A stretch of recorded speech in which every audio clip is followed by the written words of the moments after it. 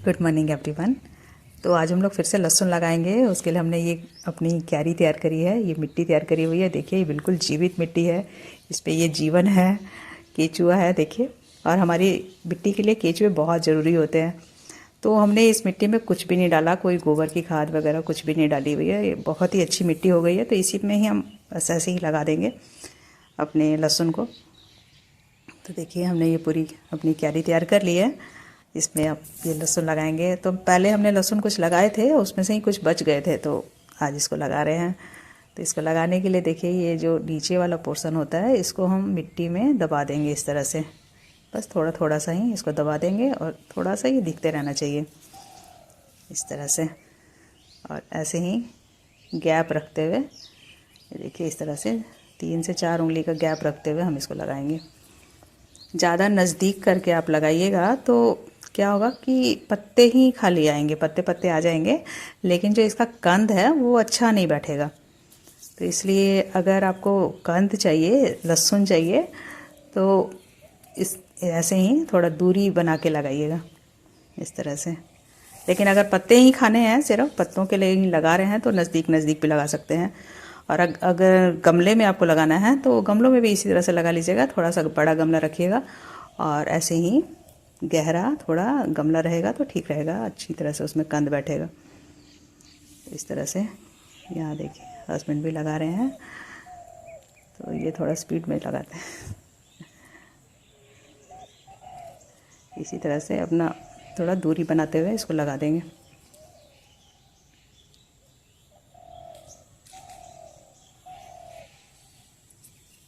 देखिए हमने मिट्टी में कुछ भी नहीं डाला हुआ है, गोबर की खाद वगैरह कुछ नहीं डाला हुआ है, सिर्फ ये सिंपल मिट्टी है।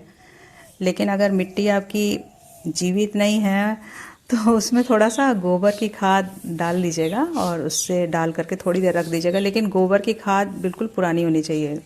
नई अगर गोबर की खाद रहेगी तो फंगस उसमें तुरंत लग जाता है, इसीलिए इस बात का ध्यान रखिएगा कि गोबर की खाद बिल्कुल पुरानी हो। तो हमने तो कुछ भी नहीं डाला हुआ है। पिछली बार हमने लगाया था तो थोड़ा सा उसमें वर्मी कंपोस्ट डाला था और थोड़ी सी गोबर की खाद भी डाली थी, दोनों मिला करके डाला था। और इस बार अभी कुछ भी नहीं डाला, ऐसे ही लगा रहे हैं इसको, क्योंकि ये इधर की मिट्टी काफ़ी अच्छी है इसीलिए। तो देखिए इसी तरह से हम अपने सारे लहसुन को लगा लेंगे। कुछ भी इसमें ज़्यादा नहीं करना पड़ता है, बहुत सिंपल तरीका है लगाने का ये। बस ऐसे ही इसको बस दबाते जाइए और ऊपर का पोर्शन ये दिखता रहेगा। और 5 से 6 दिन के अंदर ही इसमें से सूट्स निकल जाती हैं, बहुत जल्दी इसमें से सूट्स निकलती हैं। तो अगर मौसम अब बहुत ज़्यादा ठंडा हो जाएगा ना, तो फिर आपके ये कोई भी पौधे लग नहीं पाएंगे, कोई भी बीज नहीं लग पाएंगे। तो अभी तक आपने अगर नहीं लगाया है, बीज लगाने हैं आपको और नहीं लगाए हैं तो लगा लीजिएगा, क्योंकि अब नवंबर के बाद मौसम बहुत ठंडा हो जाएगा, उसके बाद आपका कोई भी पौधा नहीं लग पाएगा, कोई भी बीज ठीक से जर्मिनेट नहीं हो पाएंगे। तो देखिए हमारे इस तरह से पूरे लहसुन हमारे लग गए हैं। तो अब इसके ऊपर हम ये देखिए पराली इस तरह से डाल देंगे। तो ये पराली डालना बहुत ज़रूरी होता है। लहसुन के ऊपर इस तरह से पराली अगर डाल देंगे तो हमको ये 3-4 महीने कुछ भी नहीं करना पड़ेगा, ये इसी में अच्छी तरह से ग्रो करेगा। और खाली बस समय समय पर इसमें पानी देंगे और कुछ भी नहीं इसमें करना है, और घास भी नहीं निकलेगी इसमें। तो इस तरह से ये डालना अच्छा रहता है, काफ़ी ज़रूरी रहता है। मतलब ये डालने से मतलब कोई मेहनत नहीं लगती है, बहुत आसानी से ये निकल जाते हैं। तो इस तरह से पूरे लहसुन को हम ढक देंगे अपनी पराली से। अभी तो धान की कटनी शुरू हो गई है, तो ये बहुत ही आसानी से हम लोग को तो मिल जाती है। इस तरह से हम इसको ढक देंगे, अपने पूरे लहसुन को इसी तरह से ढक देंगे।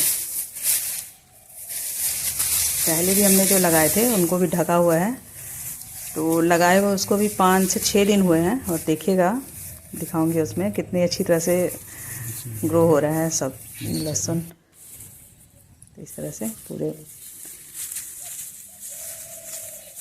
कैरी को हमने ऐसे ढक दिया इसको, लहसुन को।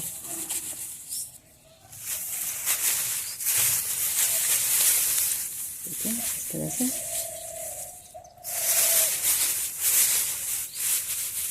इसी तरह से पूरा ढक देंगे। बस इसमें पानी भी हमको 3 से 4 दिन गैप रखते हुए ही पानी डालना होगा, डेली पानी भी देने की ज़रूरत नहीं पड़ती है। और जो हमने पहले लगाया था 5-6 दिन पहले, वो ये वाला लहसुन है। तो ये देखिए, मैं दिखाती हूँ आपको। 5 दिन हुए हैं शायद इसको लगाए हुए, और देखिए इसमें से ये अंकुर फूटना शुरू हो गए हैं। ये देखिए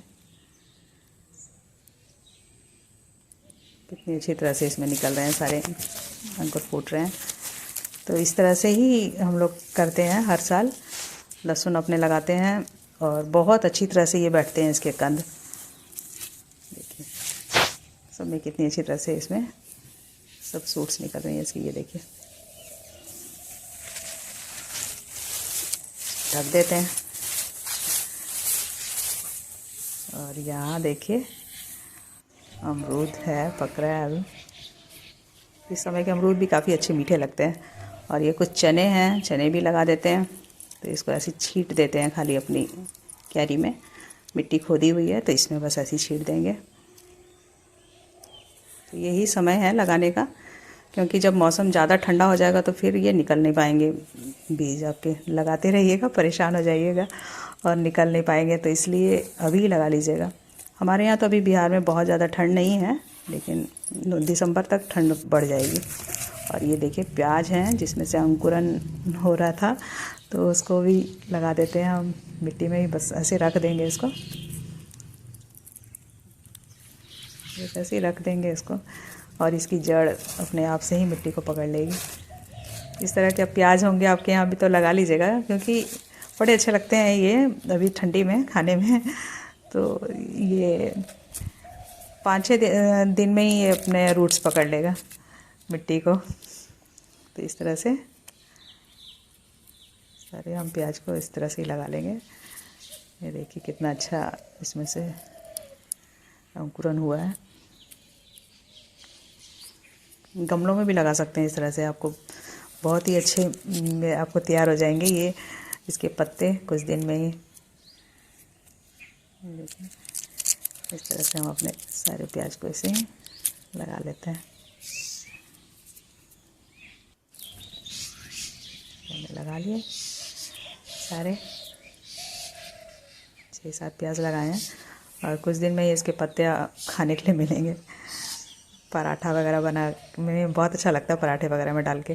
और ये देखिए पालक जो लगाए थे वो भी निकल गए हैं काफ़ी अच्छी तरह से। पालक को लगाए हुए तो 20 दिन के करीब हो गया है।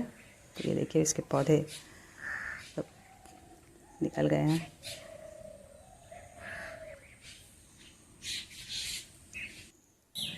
और इधर धनिया लगाया था, तो ये भी देखिए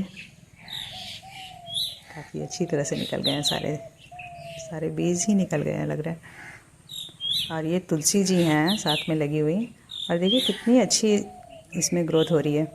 तो कुछ लोग कह रहे थे कि तुलसी जी अभी उनकी सर्दी में ख़राब हो रही है, सूख रही है।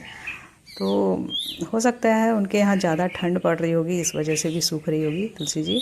या फिर ये भी हो सकता है कि बहुत ज़्यादा वो पानी डाल देते होंगे, रोज़ पानी डालते होंगे, जिसकी वजह से भी तुलसी जी सूख जाती हैं। तो पानी का ध्यान रखिएगा कि बहुत ज़्यादा पानी मत डालिएगा, बिल्कुल गीली मिट्टी रहेगी ना तो भी तुलसी जी ख़राब हो जाती हैं। और बहुत ज़्यादा ठंड भी पड़ रही होगी, ओस गिर रही होगी, चाहे कुहासा टाइप का रहता है, तो उसमें भी तुलसी जी ख़राब होती हैं। तो बने रहिएगा मेरे साथ, और वीडियो अच्छा लगे तो लाइक कर दीजिएगा। चैनल पर नए हैं तो प्लीज़ सब्सक्राइब कर